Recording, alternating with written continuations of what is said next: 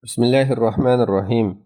Barliq hamdu sana Janobi Allohga bo'lsin. Shundaqla payg'ambarimizga, oil tavobatlariga va uningga toki qiyomatgacha durud salomlar bo'lsin. Sahabi kiramlar Rasululloh sallallohu alayhi vasallamni ko'rishga, billa hamroh bo'lishga musharraf bo'lgan. Rasululloh sallallohu alayhi vasallam hayot vaqtida sahabi kiramlarning fazli, jannatga martalari haqida vahiy orqali xush bishorat berilgan. Rasululloh sallallohu alayhi vasallam vafot bo'lgandan keyin vahiy to'xtab ketganlikdan Rasululloh sallallohu alayhi vasallamni ko'rish sharofatiga nail bo'lolmagan keyingi taqvodor musulmonlarga yaxshi tush xush bishorat bo'lgandir. Abu Hurayra radhiyallohu anhu mundaq degan: "Men Rasululloh sallallohu alayhi vasallamning mundaq deganligini anglagan. Payg'ambarlikdan faqat xush bishorat elib keladigan ishlarla qoldi." Sahobalar: "Ya Rasululloh, xush bishorat elib keladigan ishlar nimalar?" dedi.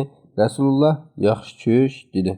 Payg'ambarimiz Muhammad sallallohu alayhi vasallamni tushida ko'rish ham naql ham aql jihatdan cheklanmaydigan mumkin ishdir. Bu haqda aniq dalillar kelgan bo'lib, olimlarmi buni muayyanlashtirgan. Sahih hadislarda mundaq kelgan. Anas radhiyallohu anhu rivoyat qiladiki, payg'ambar sallallohu alayhi vasallam mundaq degan: "Kimki meni tushida ko'rsa, haqiqatan meni ko'rgan bo'ladi. Chunki shayton mening suratimga kira olmaydi." Mü'minning ko'rgan yaxshi tushi payg'ambarlikning 46 dan biridir. Abu Qatada radhiyallohu anhu rivoyat qilib mundaq degan: Payg'ambar sallallohu alayhi vasallam mundaq degan: Yaxshi tush Allohdan, yomon tush shaytondan. Shunga kimki yomon tush ko'rib qolsa, so'l tarafiga 3 qatim suflaytib, shaytonning sharridan panohlik tilasin. Shunday qilsa, u uningga ziyon yetkazolmaydi. Shayton mening suratimga kira olmaydi. Abu Qatada radhiyallohu anhu mundaq degan: Payg'ambar sallallohu alayhi vasallam mundaq degan: Kimki meni tushida ko'rsa, rost ko'rgan bo'ladi. Abu Said al-Khudri radhiyallohu anhu rivoyat qiladi-ki, u Rasululloh sallallohu alayhi vasallamning mundaq deganligini anglagan. Kimki meni tushida ko'rsa, rost ko'rgan bo'ladi. Chunki shayton mening shaklimga kira olmaydi. Lekin ba'zi olimlar yuqorqi hadislarni zohiriy ma'nosida tushunib mundaq degan: Rasululloh sallallohu alayhi vasallamni tushida ko'rgan har bir kishi mayli qaysi suratda ko'rishidan qat'iy nazar haqiqiy ko'rgan bo'ladi.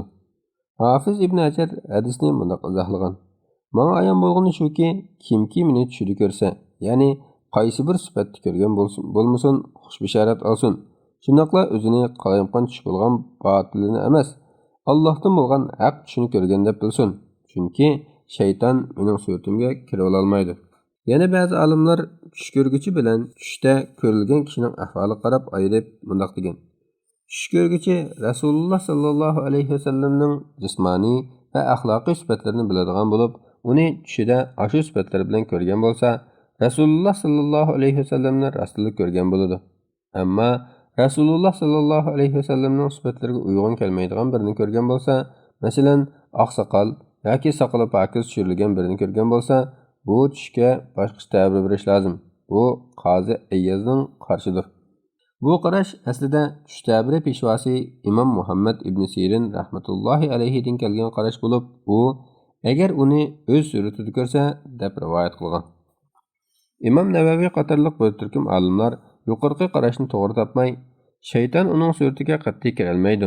Buning asosan kimki Rasululloh sallallohu alayhi vasallamni chiroyli suratda ko'rsa, bu tush ko'rguchining diyonatining yaxshiligini bildiradi. Agar biror a'zosi nuqson yoki ayib bor holat ko'rgan bo'lsa, bu tush ko'rguchining diyonatida masala borligini bildiradi. Yana ba'zi olimlar Rasululloh sallallohu alayhi vasallamni tushida ko'rishni Rasululloh sallallohu alayhi vasallamning hayotida Rasululloh sallallohu alayhi vasallamni o'z ko'zi bilan ko'rganlarga xos deb qaragan. Hozirgi zamon olimlaridan Shayx Ibn Jibrin rahmatullohi alayhi mo shunday qaragan. Abu Hurayra radhiyallohu anhu rivoyat qilib mundaq degan: Men Rasululloh sallallohu alayhi vasallamning mundaq deganligini anglagan. Kimki meni tushida ko'rsa, uzoqqa qolmay meni o'ngida ko'radi. Shayton mening suratimga kira olmaydi. Bu hadisni Imom Ayni mundaq izohlagan: Rasululloh sallallohu alayhi vasallam zamonidagilar Rasulullohni tushida ko'rgan yoki Alloh uni Rasulullohning huzuriga hijrat qilib muloqot bo'lishga musharraf qiladi. Qandaqla bo'lmasin, Rasululloh sallallohu alayhi vasallamni tushida ko'rish Boshqa vafot bo'lgan kishilarni tushida ko'rgandek ham naql, ham aql jihatdan cheklanmaydigan mumkin ishdir. Bu masalada bir qancha nuqtani eskartib o'tish lozim. Birinchi, Rasululloh sallallohu alayhi vasallamni mayli haqiqiy suratida bo'lsin, boshqa suratida bo'lsin, Rasululloh sallallohu alayhi vasallam deb yaxshi holat ko'rgan bo'lsa, bu umuman yaxshilikdan, diyonatdan bishorat bo'ladi. Ammo Rasulullohning uningdan yuzini boshqa tarafga o'rib olgan, uningdan norozi bo'lgan yoki uningga qayg'urganlikdek ahvolda ko'rgan bo'lsa, bu tush ko'rguchining Rasululloh sallallohu alayhi vasallamning sunnatini tutmaganligini, diyonatning sustligini ko'rsatadi. Demak, bu ahvolda bir xil aslatish va kaishni bildiradi. Ikkinchi, Rasululloh sallallohu alayhi vasallam hayot vaqtidagi sifatlaridan boshqacha sifatni ko'rgan ahvolda bu kishining Rasululloh sallallohu alayhi vasallam ekanligida yuqorqidek ixtilof mavjud bo'lib, bu tush sal ehtimolliq bo'ladi. Uchinchi, ba'zi olimlar texi Rasululloh sallallohu alayhi vasallamning vafot bo'lib ketgan chig'idagi taqdir ko'rsa, ondan haqiqiy Rasululloh sallallohu alayhi vasallam ko'rgan hisoblanadi deb qaragan bo'lsa-mu, to'g'risi umum ma'noda ilib Rasululloh sallallohu alayhi vasallamning hayotining yoshlik davri bo'lsin, qiron davri bo'lsin, ish qilib umrining oxirigacha qaysi bir bosqichda taqdir ko'rsa, haqiqiy ko'rgan bo'ladi deyishadi. To'rtinchi, bir kishi Rasululloh sallallohu alayhi vasallamni tushida ko'rganida uni bir narsani qilishga yoki bir narsani qilmaslikka buyurgan bo'lsa, olimlarning to'g'ri qarashida bu tush bilan shar'iy hukm isbotlanmaydi. Shar'iy hukmni bekor qilib bo'lmaydi. Ya'ni bu tush shariatda dalil bo'la olmaydi. Chunki din Rasululloh sallallohu alayhi vasallam hayotida mukammal yetkazilib, Rasululloh sallallohu alayhi vasallamning vafoti bilan vahiy to'xtab bo'lgan. Agar tushdagi ko'rsatma shariatga uyg'un bo'lsa, yanala shariatda kelgan bo'yicha ish qilamiz. Uyg'un kelmasa, yanala shariatdagisi hisob bo'ladi. Demak, tushdan hukm ilinmaydi. Chunki tushdan faqat payg'ambarlarla hukm oladi. Shuning foydasi faqatla ogohlantirish yoki bishorat bilish xolos. Hukm ilish yo'q. 5. Birisi tushida Rasululloh sallallohu alayhi vasallamni ko'rganida shariatga xilof bo'lmagan biror ishni uning aytgan bo'lsa, xohlasa uning ishonsa mayli. Biroq buni boshqalarga tashviq qilishga yoki tengishga bo'lmaydi. 6. Rasululloh sallallohu alayhi vasallamning tushida ko'rishi bilan bo'lib ketib, real amaliyatimizda Qur'on, hadisga amal qilishga tirishchilik ko'rsatmasak bo'lmaydi. 7.